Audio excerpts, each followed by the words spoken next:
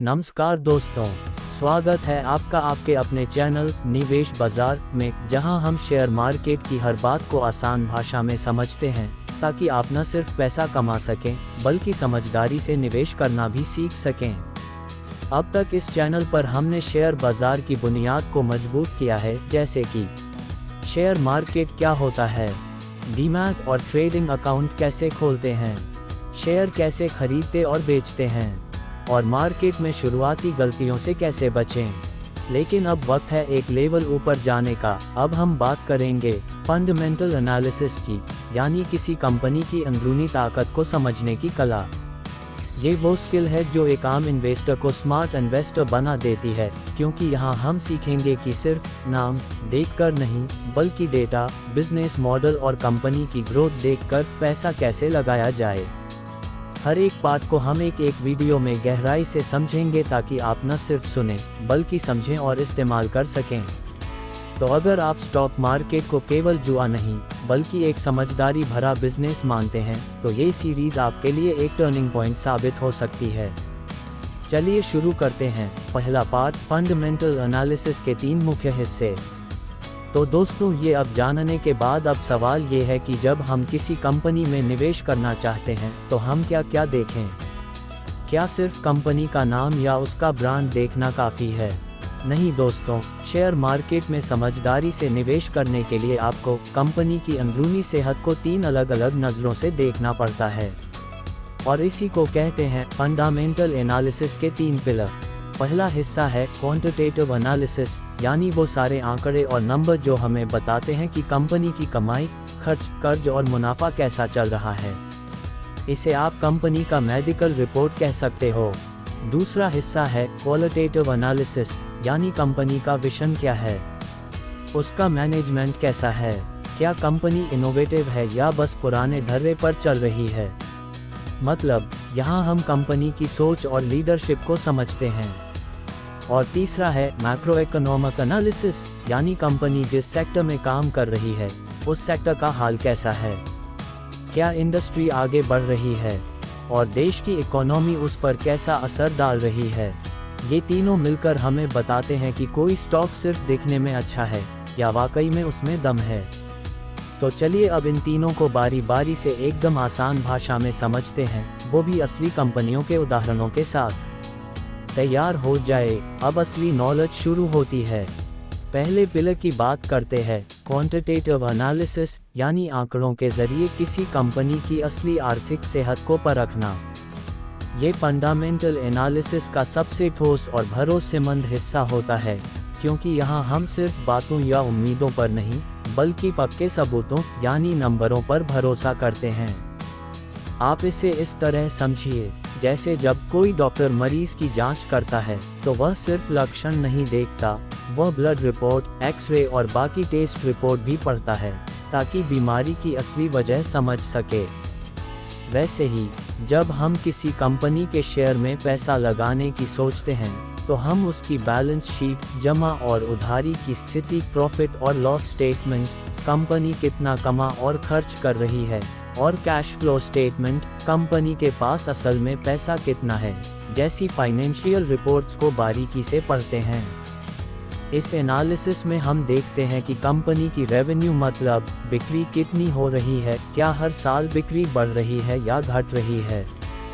फिर हम देखते हैं कि कंपनी का नेट प्रॉफिट मतलब शुद्ध मुनाफा कितना है, क्या वो हर साल बढ़ रहा है।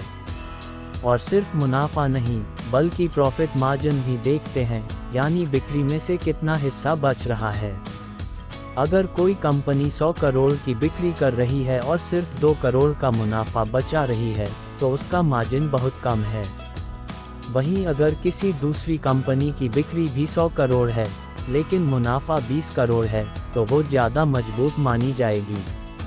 इसके अलावा हम कुछ ज़रूरी रेशियो भी देखते हैं, जैसे EPS, अर्निंग्स पर शेयर, जो बताता है कि एक शेयर पर कंपनी कितना कमा रही है। ROE, रिटर्न ऑन इक्विटी, से पता चलता है कि कंपनी अपने निवेशकों के पैसे पर कितना रिटर्न दे रही है। और सबसे ज़रूरी, डेट टू इक्विटी रेशियो, जिससे हम समझते हैं कि कंपनी के पास कर्ज कितना है। अगर किसी कंपनी पर बहुत ज़्यादा कर्ज है तो वो रिस्क बढ़ा देती है, क्योंकि मंदी के समय में ऐसी कंपनियां जल्दी फंस जाती हैं। उदाहरण के लिए, मान लीजिए दो कंपनियां हैं, कंपनी ए और कंपनी बी। कंपनी ए पिछले 5 सालों से हर साल 20% की रफ्तार से मुनाफा बढ़ा रही है, उसका कर्ज बहुत कम है और उसका EPS लगातार बढ़ रहा है। वहीं कंपनी बी की बिक्री बढ़ तो रही है, लेकिन उसका मुनाफा या तो घट रहा है या बिल्कुल नहीं बढ़ रहा और उस पर भारी कर्ज भी है। तो समझदारी इसी में होगी कि आप कंपनी ए में निवेश करें, क्योंकि वो अंदर से मजबूत है। इसलिए क्वांटिटेटिव एनालिसिस हमें ये साफ साफ बता देता है कि कोई कंपनी सिर्फ नाम से बड़ी है या वास्तव में मजबूत भी है। और अगर आपको अमीर बनना है तो सिर्फ चमक धमक से नहीं, बल्कि ठोस नंबरों की समझ से बनना पड़ेगा। अब बात करते हैं दूसरे पिलर के बारे में। तो क्वालिटेटिव एनालिसिस का मतलब है कंपनी के स्वभाव और सोच को समझना। ये हिस्सा देखने में थोड़ा मुश्किल लग सकता है, क्योंकि इसमें नंबर नहीं होते, लेकिन असल में ये उतना ही ज़रूरी है जितना क्वांटिटेटिव एनालिसिस। सोचिए कि अगर कोई दुकान बहुत अच्छा मुनाफा कमा रही हो, लेकिन उसका मालिक अक्सर लड़ाई झगड़े में रहता हो या चोरी का नाम उसमें जुड़ा हो, तो क्या आप उस दुकान में पार्टनर बनना चाहोगे? शायद नहीं। ठीक वैसे ही, जब हम किसी कंपनी में निवेश करते हैं तो हमें ये जानना जरूरी होता है कि उसे चला कौन रहा है, उसके फैसले कौन ले रहा है और वो फैसले किस सोच से लिए जा रहे हैं। इसमें सबसे पहले आता है मैनेजमेंट की छवि, यानी कंपनी के मालिक और बोर्ड ऑफ डायरेक्टर्स कैसे लोग हैं। क्या उनके खिलाफ कोई धोखाधड़ी, घोटाले या कानूनी केस तो नहीं चल रहे? क्या वो समय पर शेयर होल्डर्स को जानकारी देते हैं, मुनाफा बांटते हैं और पारदर्शिता रखते हैं? अगर कोई कंपनी बार बार सरकार से टकरा रही है या किसी विवाद में घिरी रहती है, तो वहां निवेश करना रिस्की हो जाता है। वहीं अगर मैनेजमेंट भरोसेमंद और जिम्मेदार है, तो निवेशक भी निश्चिंत रहते हैं। उदाहरण के लिए, टाटा ग्रुप को लोग इसलिए पसंद करते हैं क्योंकि वे न सिर्फ मुनाफे के लिए काम करते हैं, बल्कि समाज सेवा, पर्यावरण और कर्मचारियों की भलाई को भी महत्व देते हैं। टाटा का नाम भरोसे का प्रतीक बन चुका है। वहीं अगर आप देखें कि किसी कंपनी का प्रमोटर बार बार शेयर गिरवी रखता है या उसके खिलाफ कई SEBI की जांच चल रही है, तो वहां अलर्ट हो जाना चाहिए।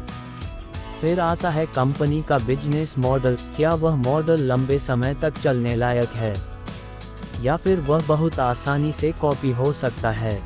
एक मजबूत बिजनेस मॉडल वही होता है जो वक्त के साथ बदलता रहे और बाजार की मांग के अनुसार खुद को ढाल सके। जैसे एप्पल का बिजनेस मॉडल, वो सिर्फ फ़ोन नहीं बेचती, वो एक ब्रांड और एक लाइफस्टाइल बेचती है जिसे कॉपी करना मुश्किल है। या फिर एशियन पेंट्स, जो सिर्फ पेंट नहीं बेचती बल्कि एक भरोसे का नाम बन चुकी है।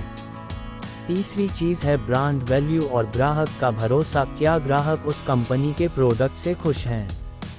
क्या लोग उस ब्रांड को पहचानते हैं, पसंद करते हैं और बार बार खरीदते हैं? जैसे महिंद्रा, जो हर घर में नाम है और लोग उसकी गाड़ियों पर भरोसा करते हैं। कुल मिलाकर क्वालिटेटिव एनालिसिस हमें ये सिखाता है कि किसी कंपनी की आत्मा कैसी है। क्या वो सिर्फ कमाने के लिए बनी है या समाज में कुछ अच्छा करने का भी इरादा रखती है? क्या उसके पीछे जो लोग हैं वे भरोसे के काबिल हैं? और क्या उसका बिजनेस वाकई लंबी रेस का घोड़ा है?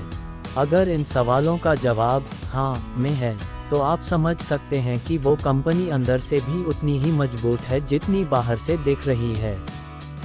तो चलिए अब समझते हैं फंडामेंटल एनालिसिस का तीसरा और आखिरी हिस्सा, मैक्रो इकोनॉमिक एनालिसिस।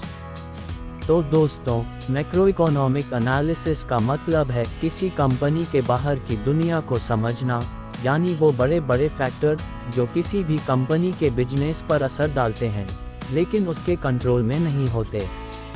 जैसे मौसम, सरकार की नीतियां, ब्याज दरें, महंगाई, डॉलर का भाव, वैश्विक मंदी या तेजी, टैक्स पॉलिसी या फिर कोई युद्ध या महामारी।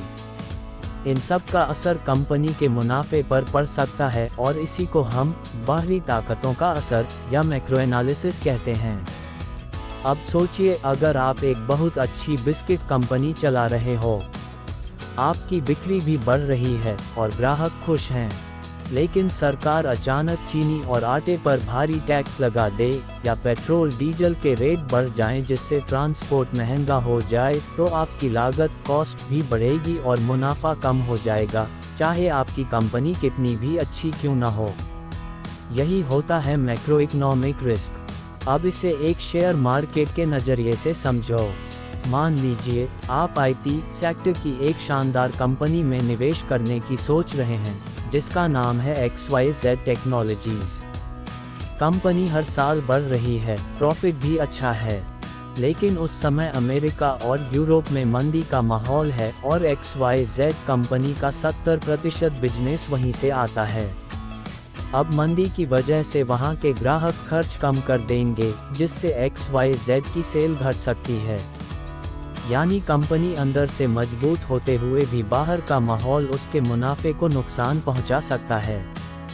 यही बात हमें मैक्रो एनालिसिस से समझ आती है।